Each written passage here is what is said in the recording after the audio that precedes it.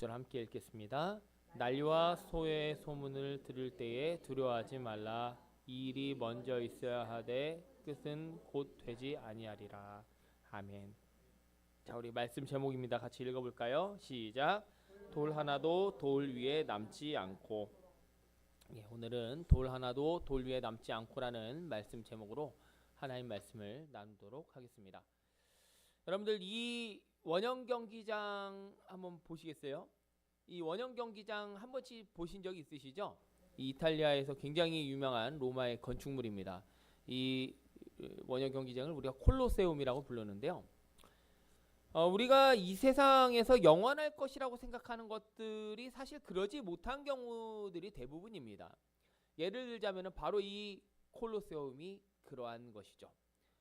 이 콜로세움은요, 로마 제국 당시 이 로마 제국의 위대함을 상징하는 건축물이었고, 이곳에서 수많은 경기와 공연이 열렸었던 그런 장소입니다. 당시에 이 콜로세움은요, 이게 로마 당시의 모습을 재현해 놓은 이게 복원도인데요. 보시면은 밑에 점점점점 있는 것들이 전부 다 사람들입니다. 여기 밑에 있는 게 전부 사람들이요. 당시 로마인들은 콜로세움에 모여서 환호하면서 로마의 영광이 영원할 것이라고 믿었을 것입니다. 여기 있는 이 시를 한번 보실까요? 콜로세움이 서 있는 한 로마는 서 있으리라. 로마가 서 있는 한 세계도 서 있으리라. 자, 이 시는요, 로마 시대의 유명한 역사가이자 수도사였었던 베다라고 하는 사람이 쓴 시입니다. 근데 이 베다라고 하는 사람이 무엇으로 유명하냐면, 여러분들 BC AD라고 하는 서기라고 하는 개념을 만든 사람이 바로 이 베다입니다. 네. 이 사람이 지은 시가 바로 이 시예요. 이 콜로세움이 있는 한 로마는 서 있을 것이다. 로마가 서 있는 한 세계는 서 있을 것이다. 자, 그렇지만 여러분들, 이 시가 무색하게 이 모습을 한번 보실까요? 지금 그림 속의 모습이 현재 콜로세움의 모습입니다. 영원할 것 같았던 로마 제국의 콜로세움과 그 콜로세움을 채우던 환호성들은 다 사라지고 이제는 유적만 남았습니다. 그때는 영원할 것처럼 보였었던 것이 이제는 역사의 흔적이 되어서 관광지로 남게 되었습니다. 이처럼 이 세상의 영화라고 하는 것은 일시적이고 언젠가는 결국엔 사라지게 되는 것입니다. 우리가 이 세상에서 추구하며 귀하게 여기고 영원할 것처럼 여겨지는 그 모든 것들이 바로 콜로세움과 같은 것들이라는 것입니다. 그렇다면 우리는 무엇을 소중히 여기고 또 어떤 가치에 집중하면서 살아야 되겠습니까? 무엇으로 우리 삶을 채워나가고 무엇이 우리 삶에서 진정으로 중요한 것인지, 여러분들이 오늘 말씀을 통해서 함께 하나님의 말씀을 나누고 그것에 대한 답을 찾는 이 시간이 되기를 주님의 이름으로 축복합니다. 오늘 누가복음 21장 5절에서 9절 말씀에 보시면은요, 어떤 사람이 5절 말씀에 이렇게 얘기를 합니다. 성전의 화려함과 멋진 그 웅장함을 보고선 성전을 찬양하는 내용이 납니다. 아름다운 돌과 헌물들로 꾸민 것을 말하되 라고 얘기하는데, 이 멋진 성전에 대해서 찬양을 하는 것이죠. 그런데 예수님께서 그 찬양의 이야기를 듣고선 맞아, 야 진짜 성전 멋지지? 이럴 줄 알았는데 예수님께서는 그 사람에게 찬물을 확 끼얹으십니다. 그러면서 뭐라고 말씀하시죠?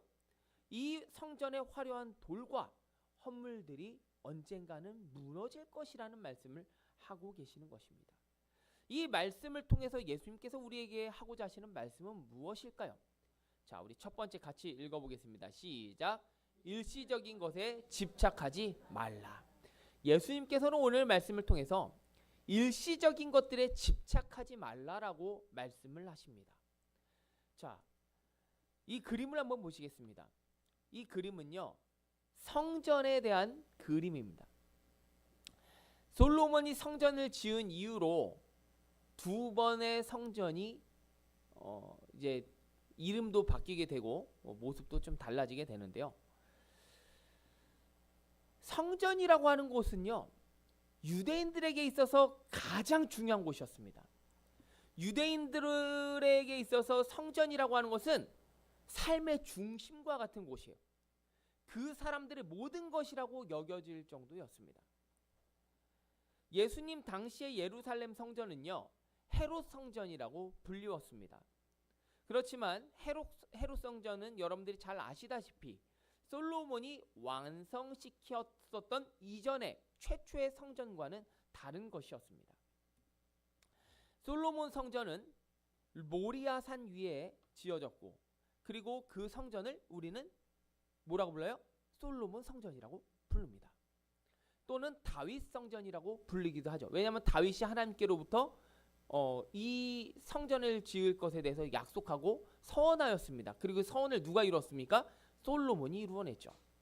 그렇지만 솔로몬 성전은 기원전 586년도에 바벨론의 침공으로 완전히 파괴가 됩니다.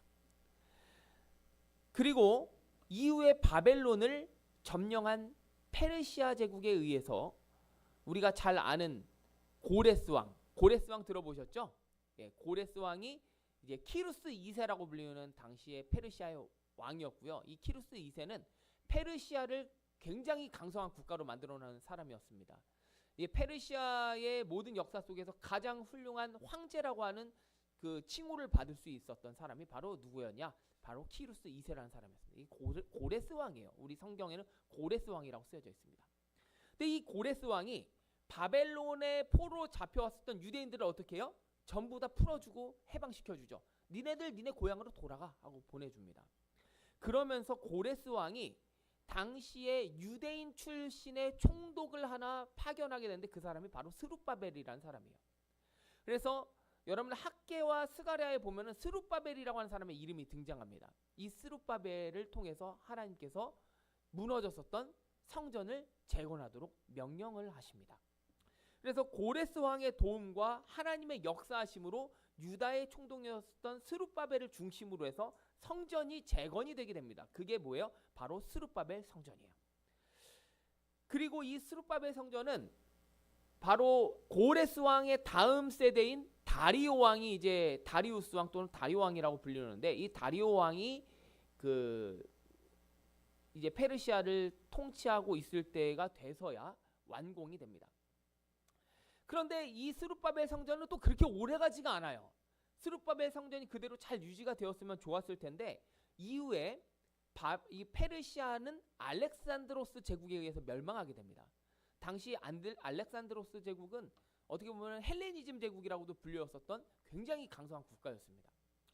그런데 이 헬레니즘이라고 하는 헬레니즘 제국은 동양과 서양의 문화권을 융합시키는 그런 헬레니즘 문화라고 하는 것을 형성하고 있었어요. 그러다 보니까 어떤 이교도적인 것들을 다 짬뽕 시켜놓고 섞어놓고 이러한 그 문화였습니다.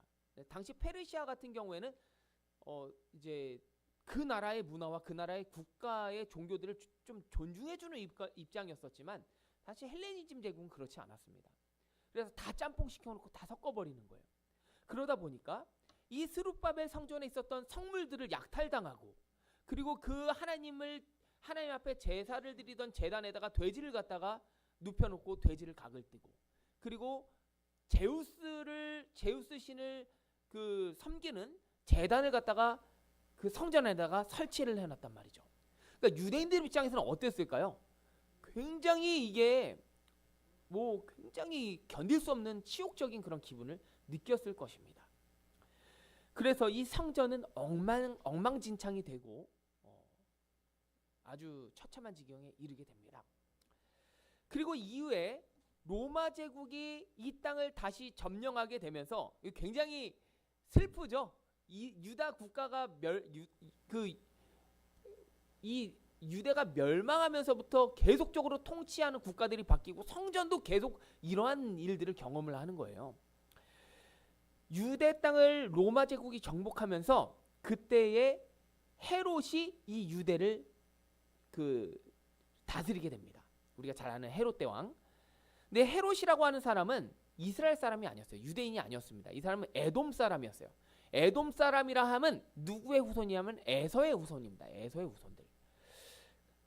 그런데 돈으로 그 유대 땅을 이제 차지하게 됐단 말이에요. 이 헤롯이. 그런데 유대인들에게 좀 다스리다 보니까 뭘 받고 싶어요? 존경도 받고 싶고 환심도 사고 싶고 좀 멋진 왕이 되고 싶은 거예요.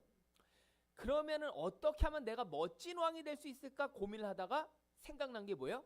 바로 성전이에요. 저 성전. 유대인들이 저 성전을 그렇게 귀하게 여기니까 저 성전을 더 멋지게 만들어주고 저들이 저기에서 그 여호와 하나님을 잘 섬길 수 있도록 도와주면 그러면은 이거 되겠구나라는 생각을 한 거예요. 그래서 스룹바벨 성전을 46년 동안 보수하고 의리의리하게 돈으로 꾸밉니다. 그래서 보시면은요, 여기 조그만 거 요거 이게 솔로몬 성전이에요. 그리고 이게 헤롯 성전입니다. 솔로몬이 하나님 앞에 처음 봉헌했었던 이 성전의 규모와는 비교가 되지 않을 정도로 크고 의리의리한 성전을 누가 만든 거예요? 헤롯이 만들었던 거예요. 사람들이 헤롯을 좋아했을까요? 싫어했을까요? 좋아했죠. 자기들이 원하는 일들을 해줬으니까요. 당시에 요세푸스라고 하는 역사가가 이 성전이 얼마나 아름답고 화려했는지 그 웅장함에 대해서 그 요세푸스의 기록에 적어놨습니다. 뭐라고 적혔냐면 금으로 덮인 성전의 외벽과 정교한 장식들은 당시 유대인들의 큰 자부심이었다라고 그렇게 쓰여져 있습니다. 그리고 성전은 단순한 예배의 장소를 넘어서 유대인들의 정체성이었고 신앙의 중심이었다라고 그렇게 쓰여져 있습니다. 그랬었던 이 성전을 무너질 거라고 예수님께서 말씀하시니까 사람들이 어떤 기분이 들었을까요? 지금 이게 성전의 역사예요. 이제서야 이렇게 성전이 완공됐는데 이게 또 무너진다고? 예수님께서 그 말씀을 꺼내셨을 때 사람들은 예수님을 당장 십자가에 못 박고 싶은 마음이 들었을 것이라는 거예요. 그렇지 않을까요? 여러분들이 가장 귀하게 여기고 가장 사랑하는 그것이 이제서야 회복이 되었는데 다시 무너질 거라는 그런 이야기를 한다면 그 사람이 밉지 않을까요? 그럴 거예요. 예수님께서는 이 성전조차도 영원하지 않을 것이라는 말씀을 하고 계시는 것입니다. 유대인들은 성전이 하나님의 집이니 영원할 것이라고 굳게 믿고 있었지만 사실은 그 성전조차도 영원할 수 없다라는 말씀을 예수님께서 하시는 것입니다. 예수님께서 이 말씀을 통해서 우리들에게 주시는 메시지가 있습니다. 뭐냐면 이 세상의 것들은 그것이 성전이라 할지라도 영원할 수 없다는 거예요. 일시적인 것에 집착하지 말라는 말씀을 하시고 계시는 것입니다. 성전은 당시 유대인들에게 있어서 가장 중요한 곳이었지만 예수님께서는 그조차도 무너질 거라고 말씀하시고 계십니다. 여러분들 이 그림을 한번 보십시오. 이곳은 통곡의 벽이라고 불리우는 그림입니다. 이 통곡의 벽은요, 당시 무너졌었던 예수님께서 이 말씀을 하신 이후에 그 헤롯 성전은 무너졌습니다. 그 이야기는 좀 이따 드리도록 하고요. 성전의 벽만 하나 덩그러니 남았어요. 이것이 당시에 무너지면서 남은 성전의 벽의 일부입니다. 이것이 통곡의 벽이에요. 그 이후로 다시 성전은 회복되지 않았습니다. 당시 유대인들이 자랑 삼고 사랑했었던 헤롯 성전은 사라지고 말았습니다. 여러분들이 자랑 삼으며 사랑하는 것은 무엇입니까? 이 세상에서 우리들이 자랑 삼고 가장 사랑하는 그것이 당시 유대인들에게는 성전이었습니다. 우리들에게도 바로 그러한 것들이 있을 것입니다. 그것은 돈일 수도 있고 명예일 수도 있고 우리의 지위일 수도 있고 내가 그동안 쌓아왔었던 무엇인가일지도 모릅니다. 하지만 그 무엇인가가 일시적인 이 세상의 가치라고 한다면 그것은 결국엔 영원할 수 없습니다. 이 세상 사는 동안 필요한 것일 수 있습니다. 이 세상 사는 동안 우리가 귀하게 여길 수 있는 가치 있는 것일 수 있습니다. 하지만 우리가 그것들에 집착하는 순간 우리의 삶은 하늘에 속한 삶이 아니라 이 땅에 속한 삶이 되는 것입니다. 예루살렘 성전이 무너지면서 유대인들도 무너져 버린 것처럼 말입니다.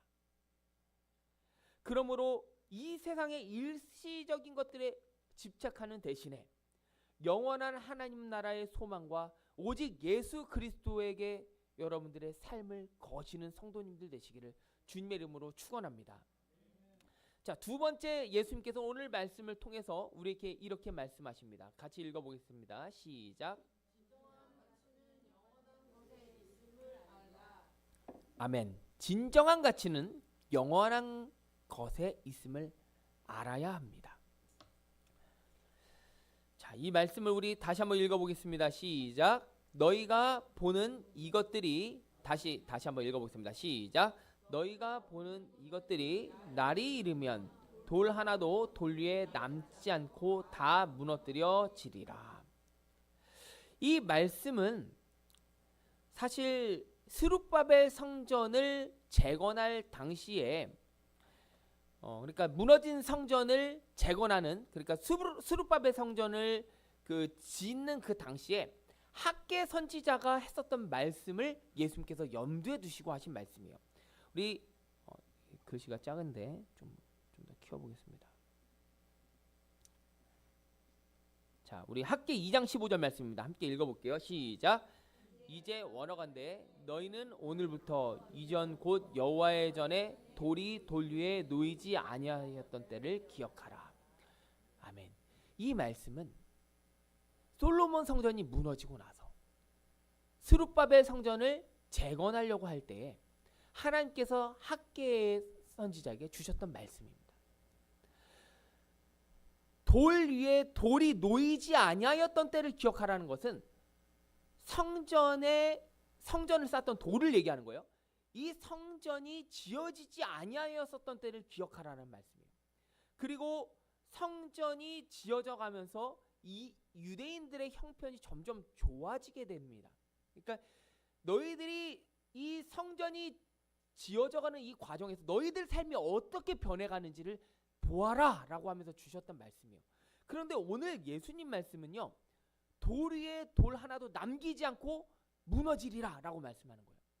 그러니까 하나님께서 지으라고 명령하셨던 이 성전이 돌 위에 돌 하나가 쌓이게 되었던 것을 다시 누가 무너뜨린다는 말씀이에요? 하나님께서 이제는 이것을 무너뜨리겠다는 말씀을 하고 계시는 겁니다. 그리고 실제로 AD 70년, 주 70년경에 70년에 로마 제국에 의해서 헤롯 성전은 완전하게 파괴되었습니다. 엄밀히 따지자면 헤롯 성전은요, 스룹바벨 성전을 으리으리하게 증축해 놓은 거예요. 그래서 유대인들은 헤롯 성전을 재건이라고 얘기하지 않아요. 증축이라고 얘기를 합니다. 요세푸스의 기록에 따르면 로마군은 예루살렘을 철저히 파괴하고 성전을 불태웠습니다. 그리고 성전의 모든 집기들을 전부 다 로마인들이 약탈하였다고 그렇게 기록되어 있습니다. 근데 요세푸스의 당시 이제 요세푸스의 기록에 보면은 뭐라고 쓰여져 있냐면, 원래 불태우려고 한 것까지는 아니었는데 이 로마의 예루살렘 정복을 위해서 예루살렘의 유대인들이 반란을 일으켰거든요. 반란을 일으켰는데 이 반란을 진압시키기 위해서 파견된 장군이 이제 티투스 장군이라는 사람입니다. 티투스 장군. 한국말로 하면 디도예요. 디도.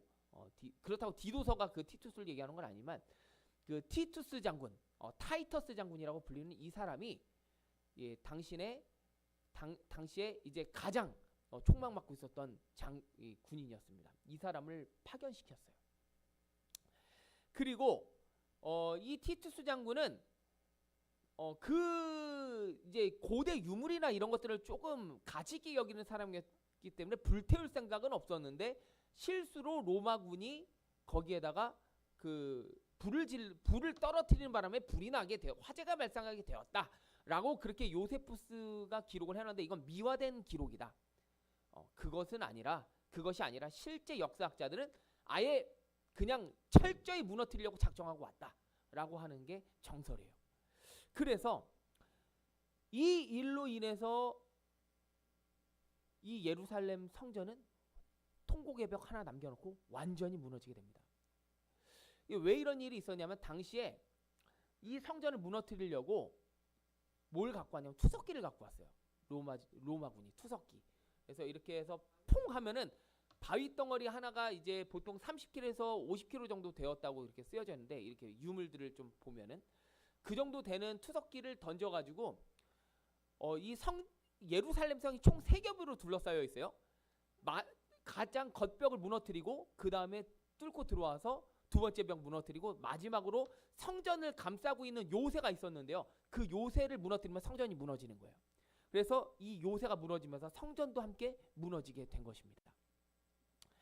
그래서 이 성전이 무너지는 것은 사실 철저히 계획된 거예요. 이 티투스 장군이 계획을 하고 들어온 건데, 뭘 계획하려고 들어왔냐면 유대인들을 무너뜨리려면 뭘 무너뜨려야 된다? 성전을 무너뜨려야 된다. 이 계산을 하고 들어온 거예요. 유대인들을 무너뜨리는 방법은 딱 하나밖에 없어요. 뭐만 무너지면 돼요? 성전만 무너지면 된다 라는 생각을 한 거예요. 그리고 이 티투스 장군의 예상대로 극렬하게 저항했었던 이 유대인들이 성전이 무너지자 바로 항전했습니다. 바로 항복한 거예요. 그리고선 그날로부터 유대인들이 뿔뿔이 흩어지게 된 게 이 지금 이스라엘의 재건 직전까지 이어지게 된 거예요. 신앙의 중심지였던 성전이 무너지면서 유대인들도 전부 다 흩어지고, 예수님의 말씀대로 돌 위에 돌 하나도 남기지 않고 부서져서 흩어진 이 돌과 같이 유대인들도 뿔뿔이 다 흩어지게 된 것입니다. 예루살렘은 산산이 부서졌고, 그리고 그 안에 있었던 성전도 다 부서지게 되었습니다. 그러나 여러분들 이것을 기억해야 돼요. 예수님께서 이 말씀을 하신 이유를 알아야 됩니다. 눈으로 보이는 성전은 무너졌지만 사실 진짜 성전은 무너지지 않은 거예요. 이 말씀 같이 읽어볼까요? 시작. 너희 몸은 너희가 하나님께로부터 받은 바 너희가 가운데 계신 성령의 전인 줄을 알지 못하느냐. 너희는 너희 자신 것이 아니니라. 아멘. 오순절 마가다락방의 역사를 통해서 성령께서 각 사람에게 임하셨습니다. 외적인 성전은 무너졌지만 그날로부터 진짜 성전이 따로 생긴 거예요. 거기가 어디예요? 바로 성령을 받은 우리들 자신이 된다는 거예요. 이제는 성령 하나님을 삶에 영접한 모든 사람들이 누구나 다 예루살렘의 성전이 있는 게 아니라 그 삶 자체가 성전이 되게 하셨다는 것입니다. 예수님의 이 말씀은 진정한 영원한 가치가 눈에 보이는 외적 성전에 있는 것이 아니라 바로 우리의 영혼 가운데 있다는 것을 말씀하고 계시는 것입니다. 그러므로 우리가 추구해야 될 것은 이 세상의 일시적인 것이 되어서는 안 됩니다.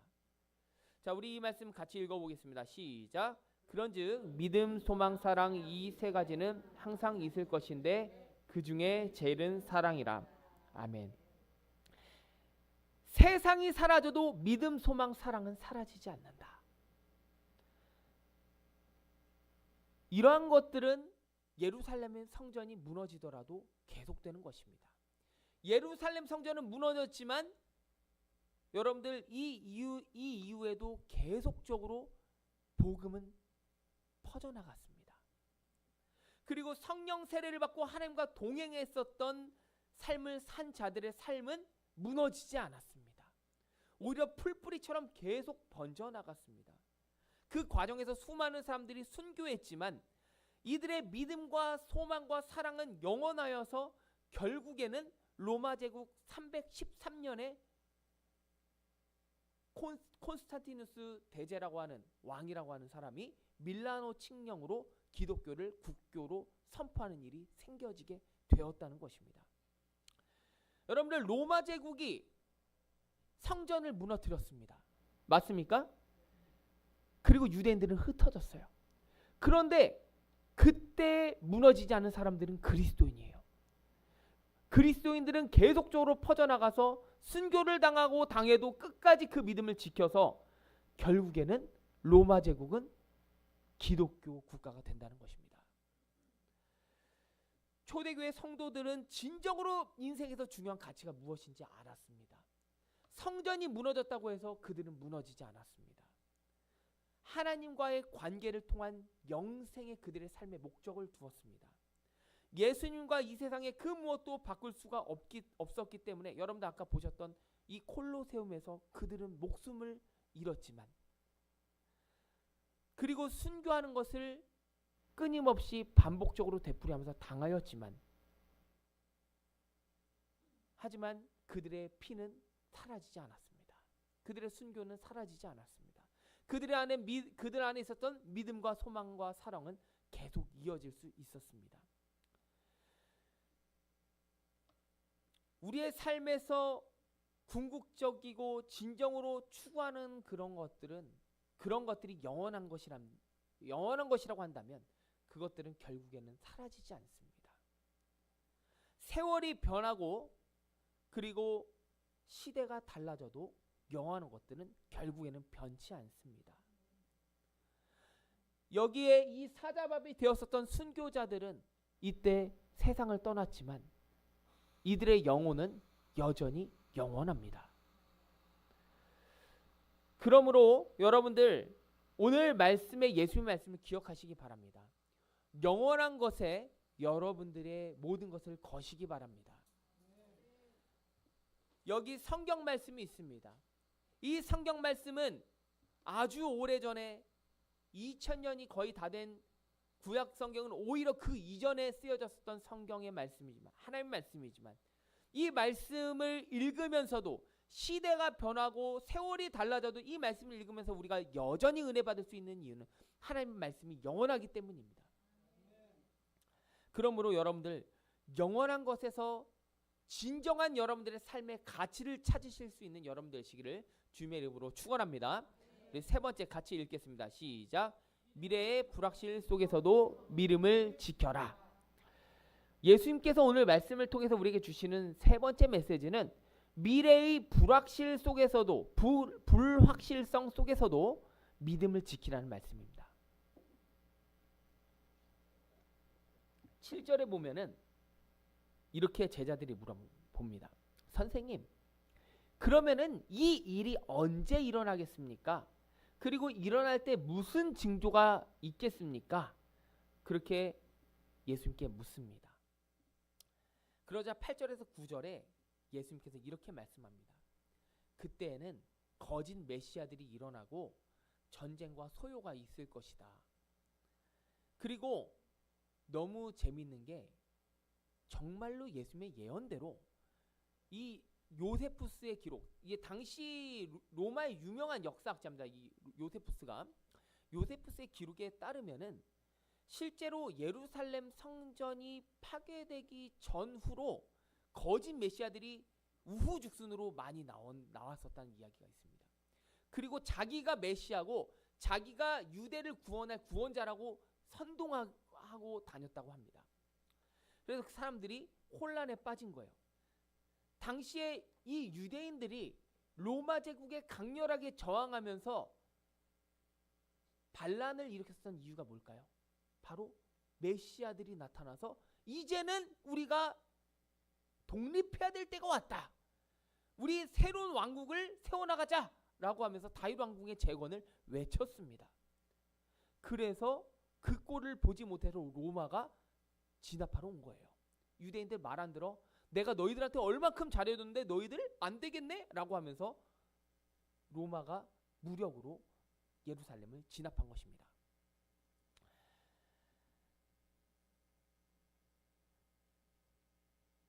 여러분들 당시에 로마 제국의 많은 사람들이 이러한 많은 전쟁과 이러한 공격으로 인해서 수많은 사람들이 목숨을 잃었습니다. 그 속에서도 초대교회 성도들은 굳건히 믿음을 지켜나갔습니다. 근데 우리도 사실 보면은요, 굉장히 불안한 속에서 살고 있습니다. 북한에서 이 대남 오물풍선을 계속적으로 보내고 있어요. 또 보냈대요. 그러니까요. 또 보냈다고 하더라고요. 여러분들 조심하세요. 하늘에서 터져갖고 이런 거 막 들어온 거 막 떨어지고 그러면 안 되잖아요. 그렇죠?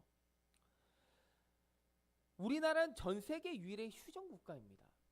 북한은 오늘도 우리를 향해서 오물풍선을 날리고 있습니다.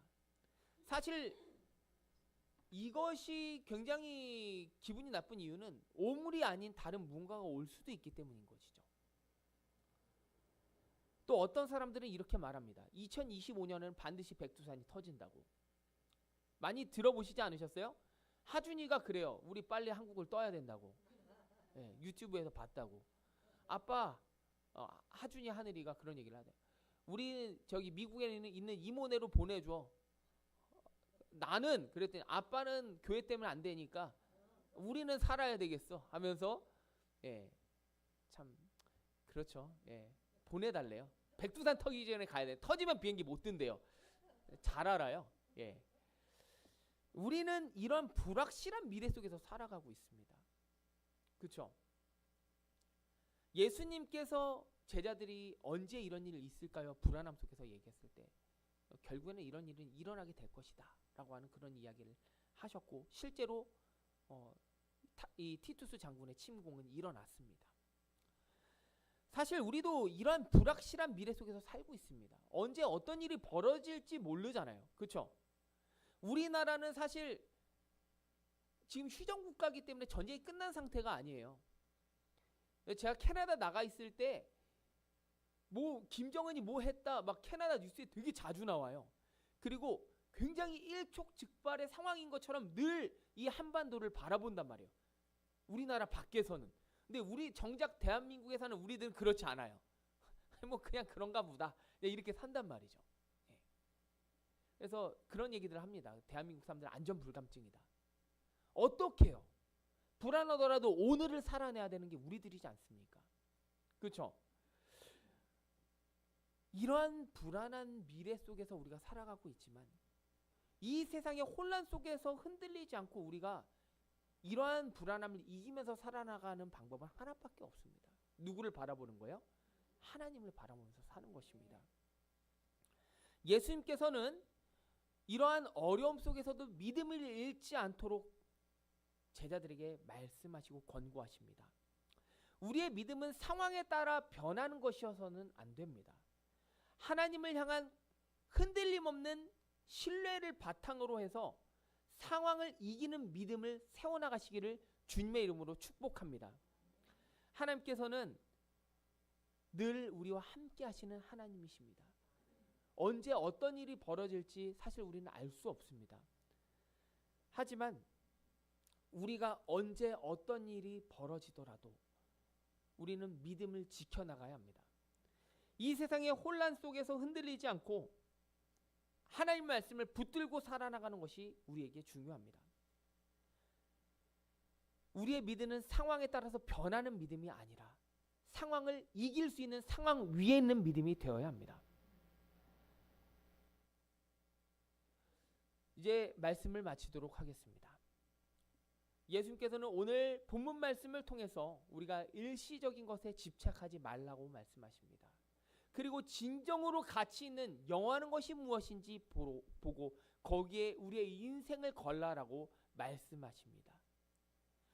또 미래의 이러한 불확실성 속에서도 주님을 향한 믿음을 흔들림 없이 지켜나라고 우리에게 말씀하십니다. 지금 여러분들 삶에서 여러분들이 가장 귀하게 여기고 있는 것은 무엇입니까?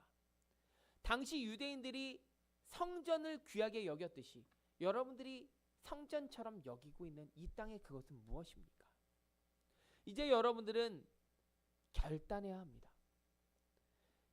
주님, 제가 이 세상의 일시적인 것들에 집착하지 않겠습니다. 제가 주님께서 주시는 영원한 가치들에 내 모든 것을 걸고 나의 삶을 헌신하겠습니다. 내가 어떤 상황에서도 흔들리지 않는 믿음으로 주님, 나에게 허락하신 이 삶을 이기며 살겠습니다. 흔들림 없이 살겠습니다. 주님을 더욱더 굳건히 붙잡고 오늘을 이기며 사는 제가 되겠습니다. 우리 이러한 기도 제목을 두고 이 시간 같이 함께 합심하여서 기도하는 시간을 한번 갖기 원합니다.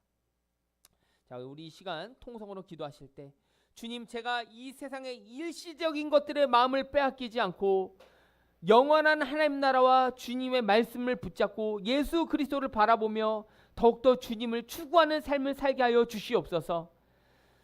우리는 늘 불확실한 미래 가운데 살고 있지만 우리가 더욱더 믿음을 굳건히 지켜나가며 하나님의 말씀을 더욱더 굳건히